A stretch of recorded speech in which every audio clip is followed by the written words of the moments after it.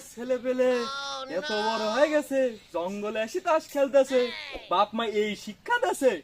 তা বাপ মা শিক্ষা দেয় বলে তো বাগানে তাস খেলতেছি, নাহলে তো তোমার ঘরে তাস খেল। এখনকার ছেলে পেলে সাথে কিভাবে কথাও বলা যায় না। খেলো খেলো। চাচা এসে জ্ঞান দিছে, খেল খেল এই খেল শুরু কর। দে তাস দে তাস দে।